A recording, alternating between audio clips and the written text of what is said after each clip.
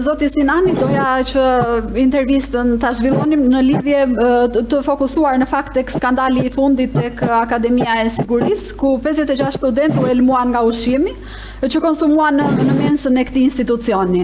Së fundmi analizat treguan se shkak ishin makaronat e kontaminuara me stafilokok. Edhe me E. coli, sa të rrezikshëm janë këto baktere dhe a mund të shkaktojnë këto deri edhe në fatalitet për njerëzit? Njerë, së pari, pse janë krijuar këto? Kjo është kërësoja pasoja. Kështu të themun. Pra, në gjithë proceset edhe kërkojnë nga Komiteti Evropian, punë e parë është kushtet që neve do ruajmë ushqimet tona. E dyta është si i kemi specialistët dhe tjera burimet nga vinë këto. Kur themin e makaronën kanë dalë me bakteri, atëre këtu po ta shikosh nga ana shkencore, ka disa tregues kryesor.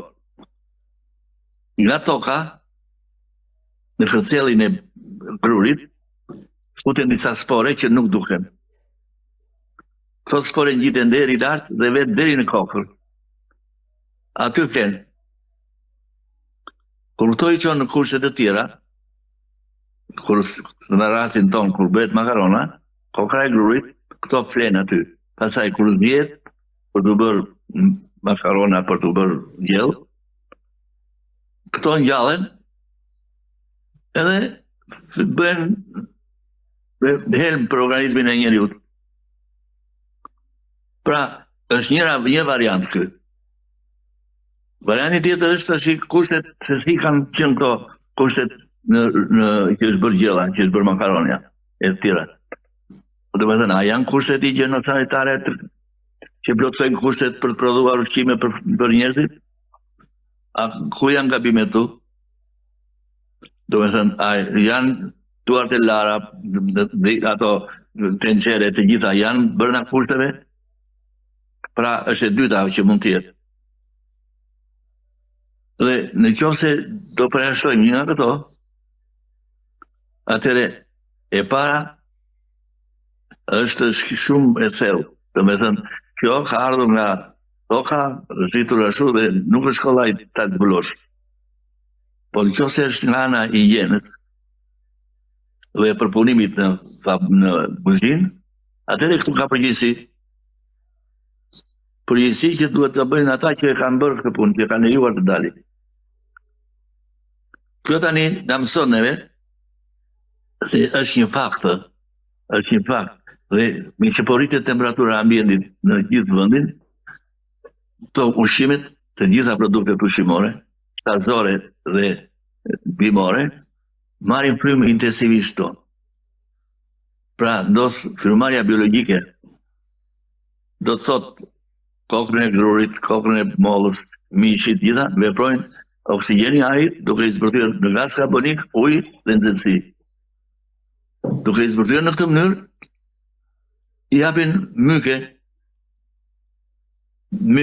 japin shumë bakterie, po i japin mykotoksinat, derisa aflatoksinat janë shumë kanceroze, shumë përgjithë. Prandaj kjo kërkon një njohje të thellë nga specialistët, nga kontrolli akuz, dhe sidomos ata që e prodhojnë. Pra, jemi në kushtet të tilla, edhe ky emision tash bën që ne të nxjerrim mësim nga kjo. Pse duhet nxjerrim mësim? Sepse organizmi i njeriut i do gjërat brenda rregullave. Ushqimet. Për shembull, themi ne tani do vjen një grup që do kontrollojnë qumshin në gjithë baxhat e Shqipërisë. Edhe 200 specialistë. Këta do kanë punojnë me përgjegjësi. Do të thënë, do të kenë një ori të thella vetë për këto baxha dhe nuk duhet të kenë falje për ata që i gjejnë jo të rregullta brenda kushteve që duhet prodhohet djathtë i gjitha, qumshi i gjitha këto mëra. Këto kërkojnë pra përgjegjësi shumë të fortë të specialistit që do vej atje. Por, edhe autoriteti që i dërgon, akuja, Ministria duhet jo të çojnë grupe kështu sa për të quar, por këta duhet të bëjnë një punë të thellë tani. Sepse që të vesh Europian duhet që ushqimin e prodhojnë llojta me ata. Po që të bëhet një llojta, atë specialistë që do vënë, atje do të jenë që do vënë, do kontrollojnë, do të jenë të zotë të tillë që të nxjerrin dhe çfarë duhet bërë. E dyta, duhet kemi laboratore të shumë të mira. Këto laboratore, jo, do të thënë që kemi ne, duhet t'i përmirësojmë tash në një shkallë më të lartë, siç ka Italia, Franca e tjera këto. Pra, kjo na mëson që duhet bëjmë disa gjëra në urgjencë për del qumshi për shembull. Më vjen nga lopët. Lopët, ne dim që rreth 40% e lopëve bëjnë antibiotik për të shuruar. Mirë po, ky antibiotik duhet konsumohet në organizmin e gjallë. Se kur veten në qumësht, ajo ngelet antibiotikun në qumësht.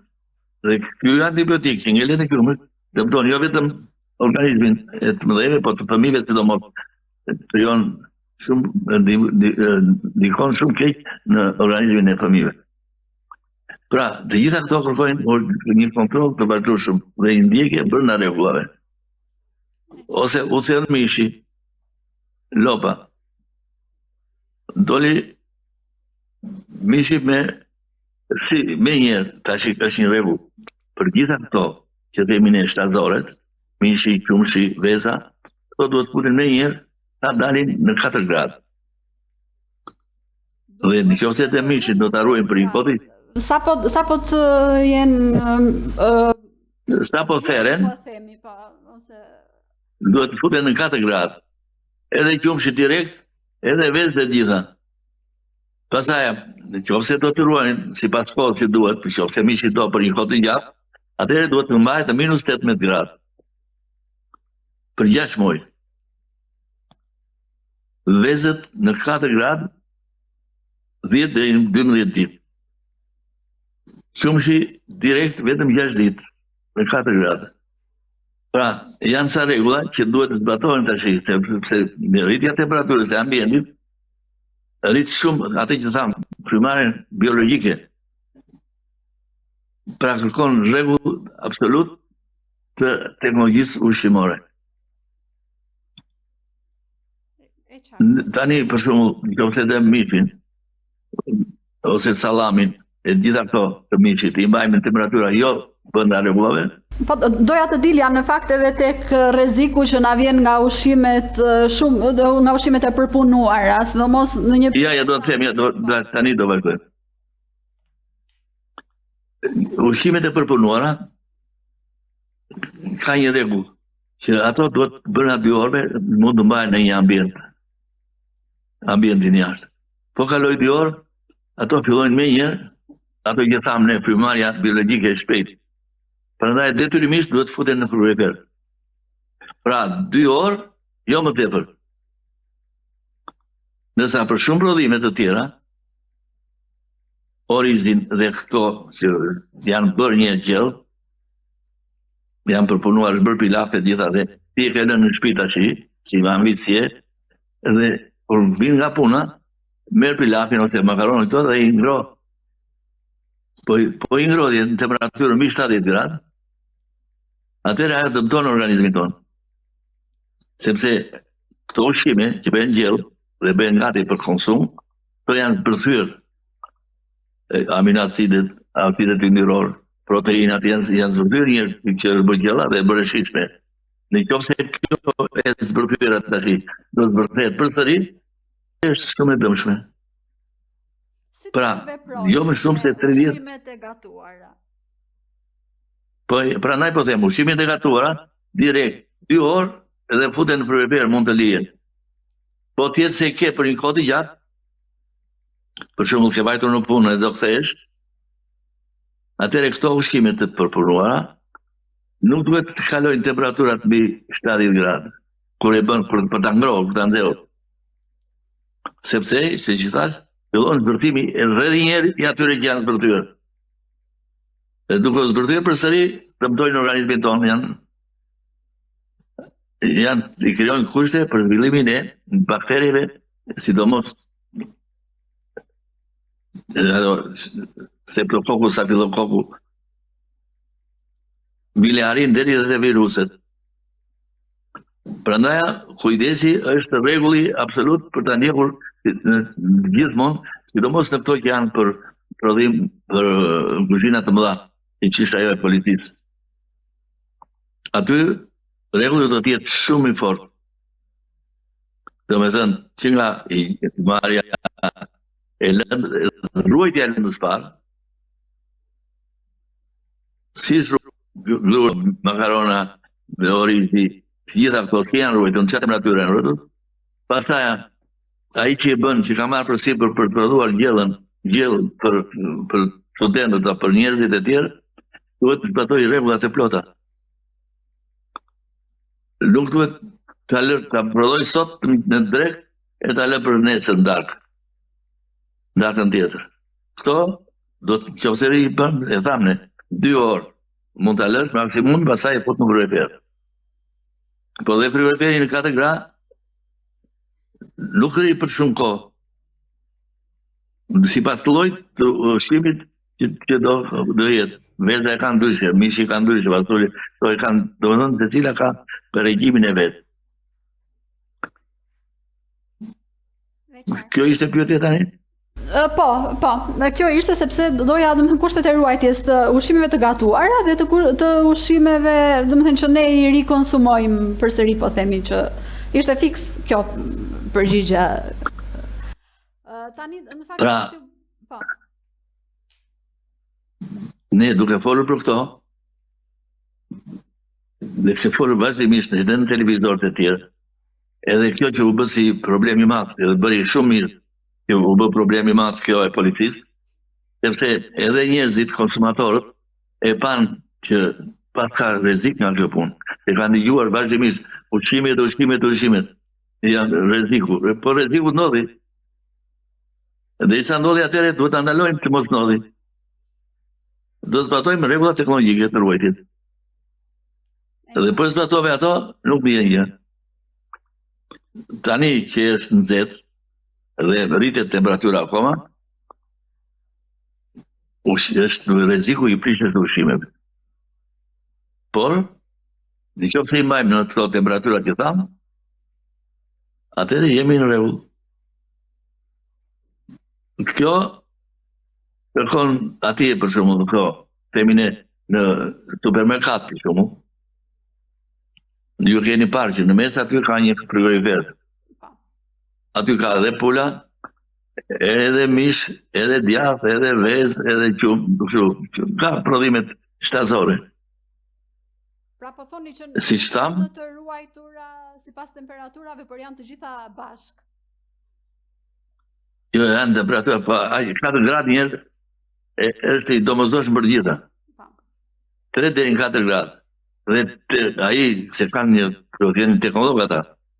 Edhe do ta shohin ose edhe konsumatori vetë duke në dëgjuar në televizor, edhe për gazeta, ai e di që duhet të jetë brenda 4 gradë. Në qoftë se është 5, 6, 7, me njëherë kërkon të mbyllet.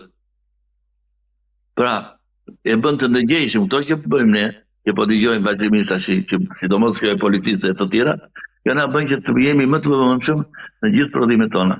Problemi jo ta marrim ashtu kot.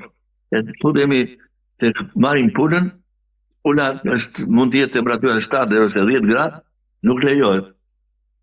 Ajo 4 gradë për 3-4 ditë, maksimumi 48 orë. Kështu që duhet të zbatojmë rregullat teknologjike nga të gjitha. Në fakt doja t'ju pyesja edhe për diçka tjetër, tani jashtë kësaj, domethënë brenda sigurisë ushqimore gjithmonë, por për sa ju përket kohët e fundit në ekranet tona, shpesh dalin ekspertë të cilët japin këshilla mbase jo edhe profesionale mbi produkte të caktuara, çfarë duhet të konsumojmë dhe çfarë nuk duhet të konsumojmë, çfarë përbën rrezik për organizmin dhe çfarë nuk përbën rrezik për organizmin. Dhe shpesh dëgjojmë për shembull që karbohidratet janë të këqija, duhet të eliminojmë nga dieta, mishi i kuq është i rrezikshëm, duhet të eliminohet nga dieta. Si qëndron e vërteta në fakt për sa i përket balancës ushqimore edhe shpërndarjes E vërteta është që njëherë nuk do marrë për bazë ato që thonë kështu. Thonë mishi kuq, mishi i pulës, mishi i derit, mishi. Këto janë norma, për shembull neve sheqer do të konsumojmë 10 gram 10 deri në 12 gram në ditë. Ose në përqindje të ushqimit të kalorive, për shembull ne duhet të ham 2000 kalori në ditë. Atëherë gjithsej sheqer janë 10-15 gram për shumë, per gram. Këto janë disa rregulla, janë dhe me përgjegjësi për të thënë. Dhe nuk do marrë ashtu si shtuan direkt, si shton për të tjerat. Mos sa mish të kuq, mos sa këtë, mos sa atë, po ha këtë. Çdo organizëm ka edhe forcën e vet, dita konsumoj dhe ta për shembull themi ne duam bukë integrale.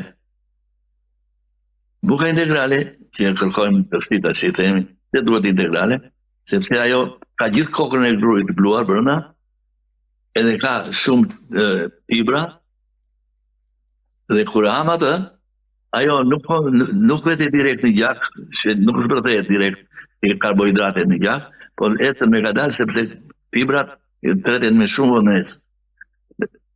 Dhe kur vete në zorën e trasht, aty kemi peristatikun e zorëve, do me thënë, me zorë të matë zbërthehen, derisa jep bile aty, rritet pak ndërsia dhe ndihmon shumë për prostatën.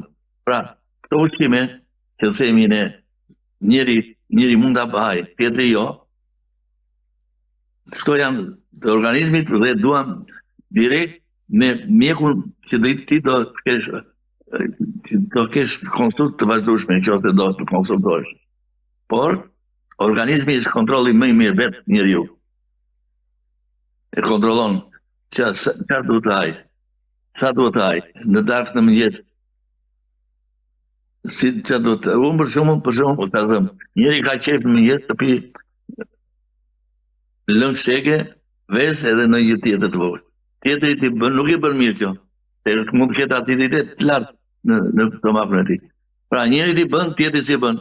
Pra nuk është shkollaj të thuash televizor që të hash të, ose më të hash atë. Kjo kërkon një njëjë shumë të thellë. Për organizmin e njeriu që do flasësh, edhe të ushqimi që do të japësh. Detyrimisht neve, mish për shembull, thuhet në tërësi, 30 gram mish i kuq, 30 gram 300 gram i japër. Vez një ose dy kokra në ditë. Pra këto i thuhen, këto janë të thënat gjitha, jo të me studim të plot. Po marr nga i libër, merr aty libër tjetër.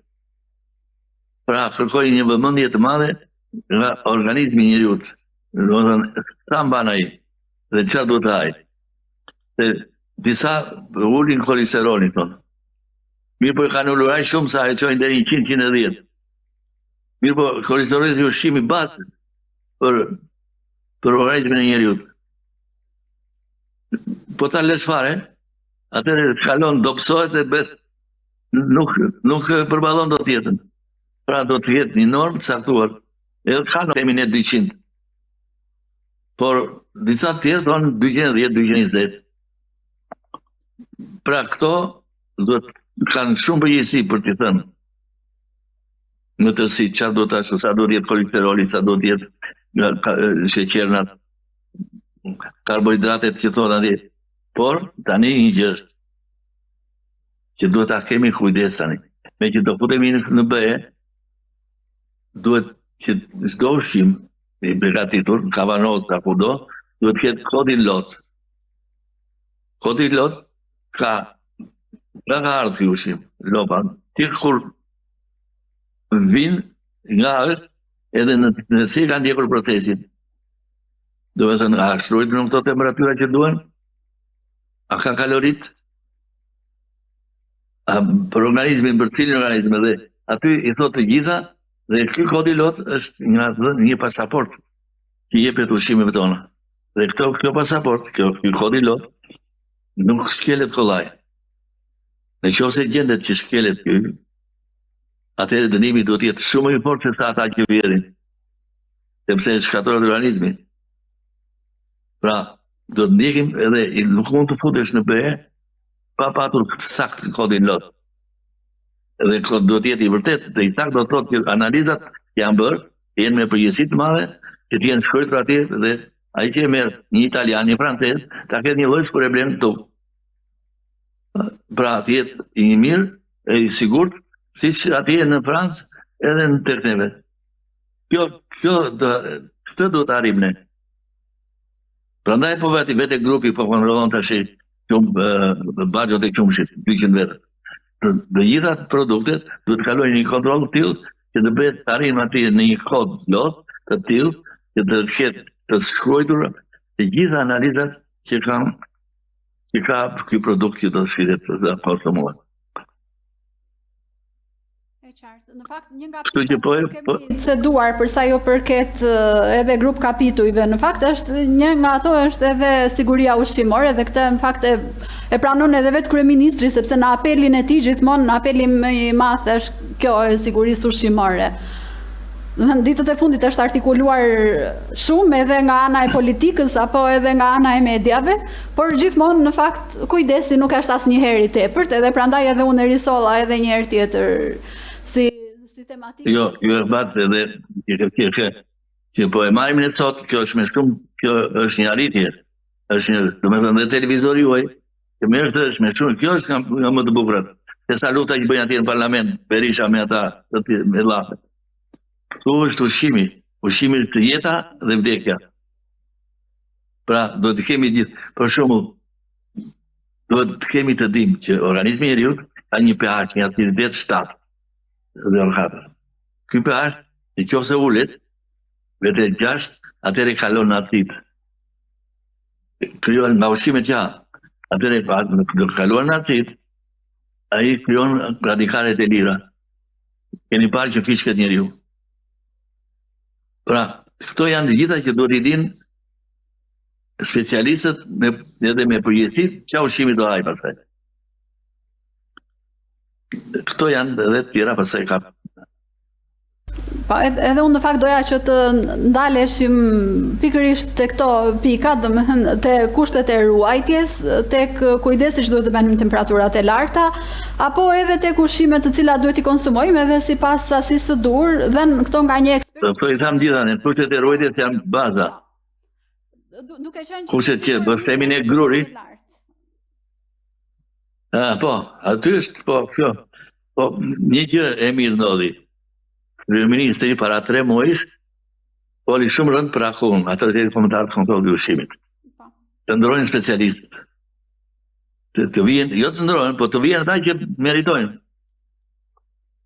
Dhe kjo i dha një lëvizje tani nga gjitha anë, që socialisti, që profesorja specialisti, ai do ta kontrollojë, ai di si bëhet analiza, se çfarë duhet ta hamë, çfarë duhet ta. Pra, me specialistit pasaj profesorja tjetër është laboratori. Laboratori do të jetë një nivel të lartë, siç e kanë ata ande. Se nuk të fut ai në BE, po të patë këto të sigurta. Edhe burimet nga vendet e parë. Lopa për shembull, çfarë lope që çfarë duhet bërë. Pra gjitha këto kërkojnë specialistit i ndjek me shumë përgjegjësi. Në fakt, vendi ynë është përfshirë disa herë vitet e fundit në skandale ku kemi patur si produkte të cilat ne i dërgonim për eksport, apo edhe mallra të cilat të importit, të cilat kishin ngarkesa, si për shembull pjeshkët apo Po, kjo ishte për shembull. Është një pikë që çedon, po themi, kontrolli i ushqimit. Po atë po themi ne, prandaj themi kodi lot, themi mandarinat, ose të gjitha produktet, që nga ulliri, bolla, të gjitha duan pesticidet, që të ngordhin mikroorganizmat e vogla që i dëmtojnë ato. Mirë po, këto pesticide duhet jenë të tilla që të kenë një kohë që ata në kokën ku janë, në kokën molla për shembull, dardha, rushi, gjitha, ta konsumojnë këtë këtë pesticid brenda kohës akoma në pemë. Dhe në qoftë se bet kjo, atëre kalon për konsum për njeriu. E njëjta gjë është edhe për mishin. Lopa që bën siç e tham, që bën antibiotikë dhe ilaçet e tjera, duhet i konsumojnë në organizmin e gjallë. Dhe kur theret, pastaj kalon këto procese të erojit, kimia, teknologjia, sallamet e gjitha këto. Kështu që të gjitha kërkojnë përgjegjësi. Neve na bllokuan për shembull, atëherë mandarina, një pjesë të mandarinave, pjesë. Por ato na dhanë mësim për gjitha të tjerat, që ato gjithë pesticidet që do merren, të jenë pesticidë të lartë, por të jenë edhe të konsumohen, të argjojnë direkt në kokë. Koha kerencë.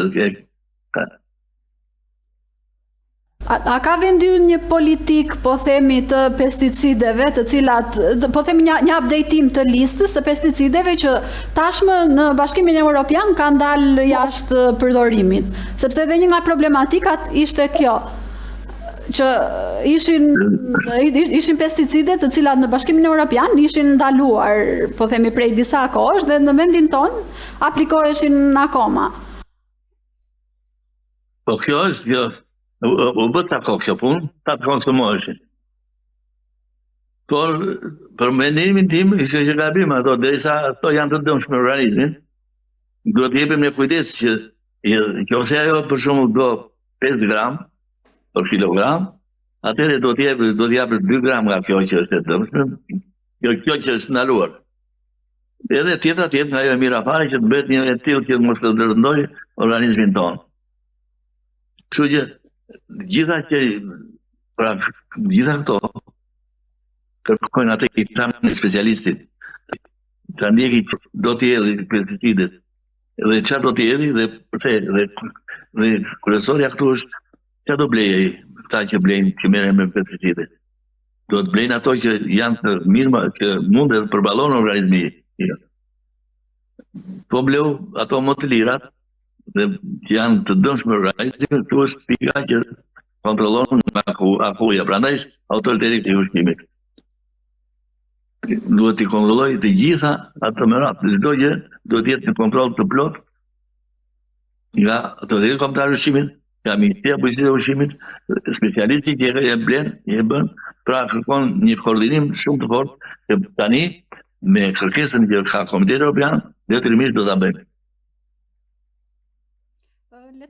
Dhe do arrim me sukses. Le të shpresojmë që edhe ndërgjegjësitë në mediat kanë bërë këto ditë të japi efektin e dur, edhe të mos përballemi më me situata të tilla. Kjo, prandaj flasim ne sot, nuk është kohë unë për kot. Këto janë disa gjëra që ai duhet di çfarë duhet të hajë dhe si duhet të hajë. Organizmi kur themi ne, organizmi ka pH-in 7, po ul bë acid, cili ushqim e bën acid? Cili e bën alkalin, që është, pra duhet i di këto, specialisti, dhe t'ja thot tërë pasere të gjithve kur i qonë në recetën e ushqimit.